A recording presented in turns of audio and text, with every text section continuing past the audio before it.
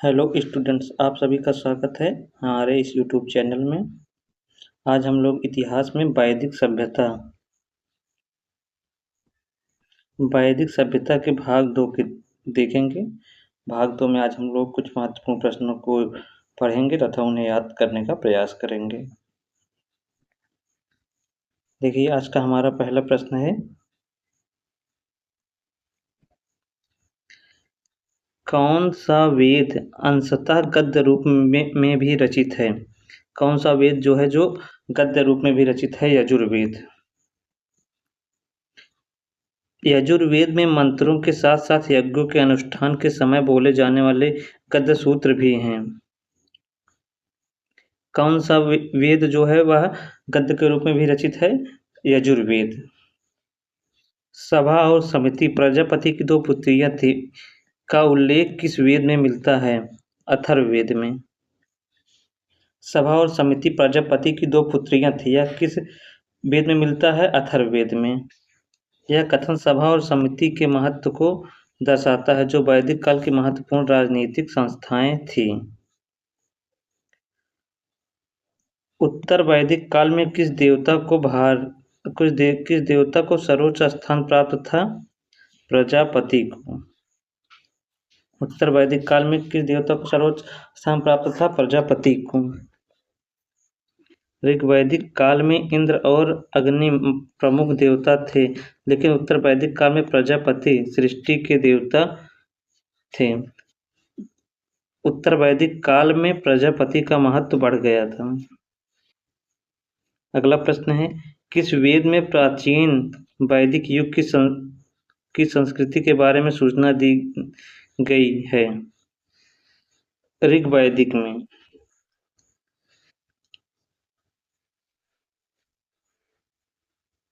ऋग्वैदिक प्रारंभिक आर्यों के सामाजिक, धार्मिक और राजनीतिक आर्थिक जीवन के बारे में महत्वपूर्ण जानकारी प्रदान करता है।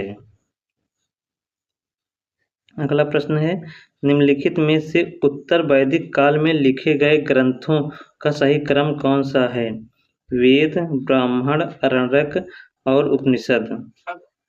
उत्तर वैदिक काल में लिखे गए ग्रंथों का सही क्रम है वेद, ब्राह्मण, आरण्यक और उपनिषद है।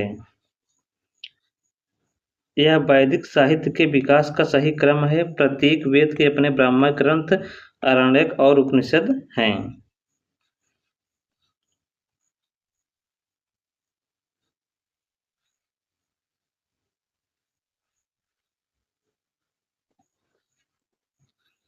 निम्नलिखित में किसका संकलन ऋग्वेद पर आधारित है? सामवेद। सामवेद का संकलन ऋग्वेद पर आधारित है। सामवेद में अधिकांश मंत्र ऋग्वेद से लिए गए हैं, जिन्हें विशेष धुनों और लय में गाया जाता था। यह भारतीय संगीत का मूल माना जाता है। सामवेद को भारतीय संगीत का जनक भी कहा जाता है। निम्नलिखित में से कौन सा प्रस्थानत्रयी में शामिल नहीं है? भागवत। प्रस्थानत्रयी में ब्रह्मसूत्र, उपनिषद और भगवद गीता शामिल है, जो भारतीय दर्शन के 3 आधार स्तंभ माने जाते हैं। ऋग्वैदिक युग की प्राचीनतम संस्था कौन सी थी? विदर्भ।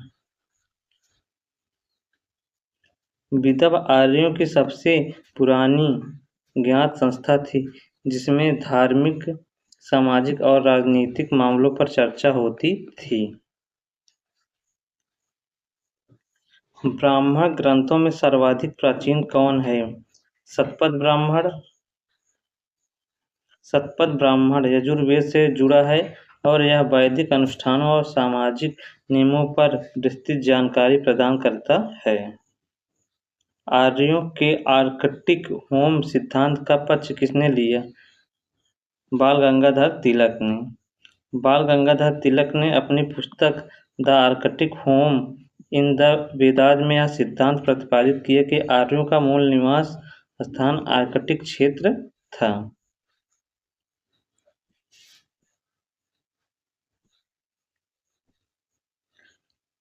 संस्कारों की कुल संख्या कितनी है? 16।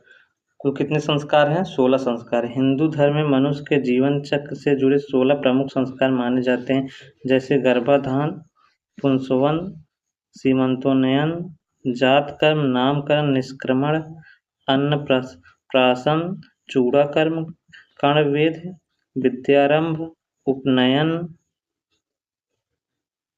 वेदारंभ, केशांत, समावर्तन, विवाह और अंत्येष्टि। ऋग्वेद का कौन सा मंडल पूर्णतः सोम को समर्पित है? 9वां मंडल। ऋग्वेद का कौन सा मंडल सोम को समर्पित है? 9वां मंडल। ऋग्वेद का 9वां मंडल सोम मंडल कहलाता है, जिसमें 114 सूक्त हैं और ये सभी सोम देवता को समर्पित हैं।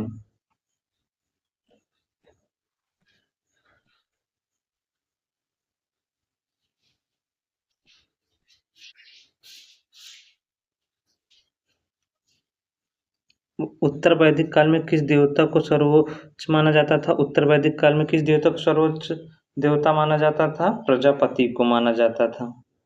सभा और समिति प्रजापति की दो पुत्रियां थी, इसका उल्लेख किस वेद में है? सभा और समिति प्रजापति की दो पुत्रियां थी, यह किस वेद में है? अथर्ववेद में। कौन सा वेद गद्य रूप में भी मिलता है? यजुर्वेद। किस वेद में प्राचीनतम वैदिक युग की संस्कृति के बारे में सूचना दी गई है? ऋग्वेद में।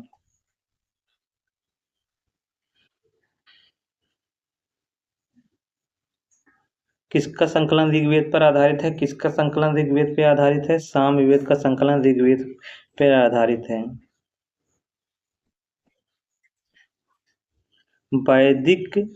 ऋग्वैदिक युग की प्राचीनतम संस्था कौन सी थी? ऋग्वैदिक युग की प्राचीनतम संस्था कौन सी थी? विदर्भ। ऋग्वैदिक युग की प्राचीनतम संस्था विदर्भ थी। ब्राह्मण में सर्वाधिक प्राचीन कौन है? शतपथ ब्राह्मण है। ब्राह्मणों में शतपथ ब्राह्मण सबसे प्राचीन ग्रंथ है। संस्कारों की संख्या कुल कितनी है? संस्कारों की कुल संख्या 16 है। ऋग्वेद का कौन सा मंडल सोम देवता को समर्पित है? 9वां मंडल।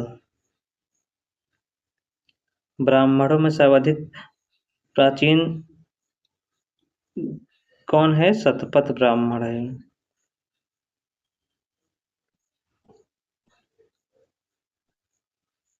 किस वेद में प्राचीन वैदिक युग की संस्कृति के बारे में सूचना दी गई है? ऋग्वेद में। सभा और समिति किसकी पुत्रियां थी? प्रजापति की।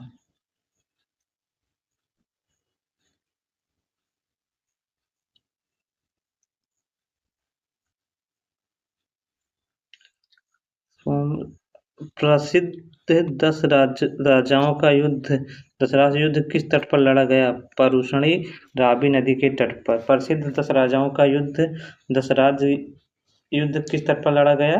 पुरुषणी रावी नदी के तट पर। यह युद्ध भरत जन के राजा सुदास और 10 अन्य राजाओं के संघ के बीच लड़ा गया था, जिसमें सुदास की विजय हुई। गोत्र व्यवस्था प्रचलन में कब से आई? उत्तर वैदिक काल से। गोत्र व्यवस्था प्रचलन में कब से आई? उत्तर वैदिक काल से। गोत्र व्यवस्था का विकास उत्तर वैदिक काल में हुआ, जो एक ही मूल पुरुष से संबंधित लोगों के समूह को दर्शाता है। गोत्र व्यवस्था कब से प्रचलन में आई? उत्तर वैदिक काल में। भारत के राज्य चिन्ह में प्रयुक्त होने वाले शब्द सत्यमेव जयते किस उपनिषद से लिए गए हैं? मुंडको उपनिषद से लिए गए। भारत के राज्य चिन्ह में प्रयुक्त होने वाले शब्द सत्यमेव जयते किस उपनिषद से लिया गया है? मुंडको उपनिषद से लिया गया है। सत्यमेव जयते का अर्थ है सत्य की ही विजय होती है। यह भारत का राष्ट्रीय आदर्श वाक्य है। एक वैदिक आर्यों का मुख्य व्यवसाय क्या था? पशुपालन। वैदिक आर्यों का मुख्य व्यवसाय क्या था? पशुपालन था। प्रारंभिक आर्यों का जीवन अर्ध घुमक्कड़ था और वे मुख्य रूप से पशुओं को चराते थे। कृषि का महत्व बाद में बढ़ा। 800 ईसा पूर्व से लेकर 600 ईसा पूर्व का काल किस युग से जुड़ा है? ब्राह्मण युग से जुड़ा है। यह काल उत्तर वैदिक काल का हिस्सा है, जब ब्राह्मण ग्रंथों की रचना हुई और वैदिक कर्मकांडों का महत्व बढ़ा।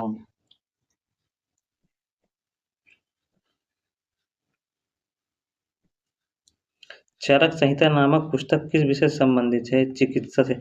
चरक संहिता नामक पुस्तक किससे संबंधित है? चिकित्सा से संबंधित है।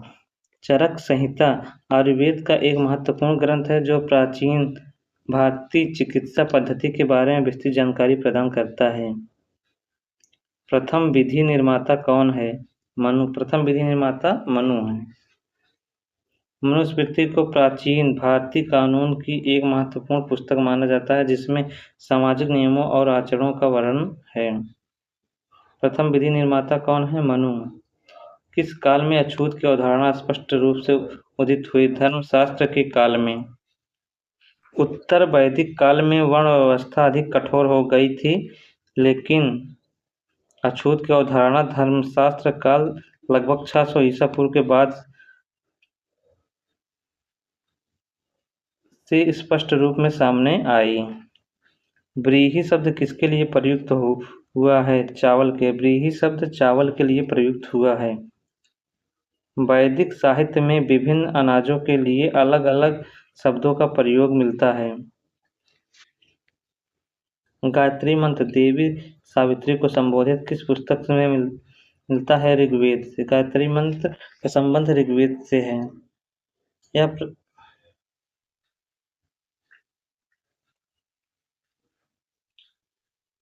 सबसे प्राचीन वेद कौन सा है? ऋग्वेद। ऋग्वेद न केवल सबसे प्राचीन वेद है बल्कि यह विश्व के प्राचीन ग्रंथों में से एक जाना जाता है। निम्नलिखित में से कौन भारतीय दर्शन का आरंभिक विचारधारा है? सांख्य दर्शन।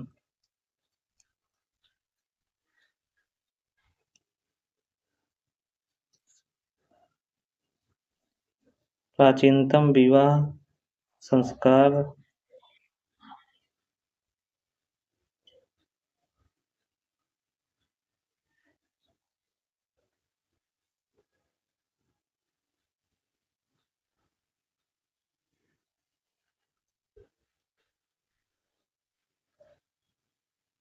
प्राचीनतम विवाह संस्कार का वर्णन करने वाला विवाह सूक्त किसमें पाया जाता है? ऋग्वेद में।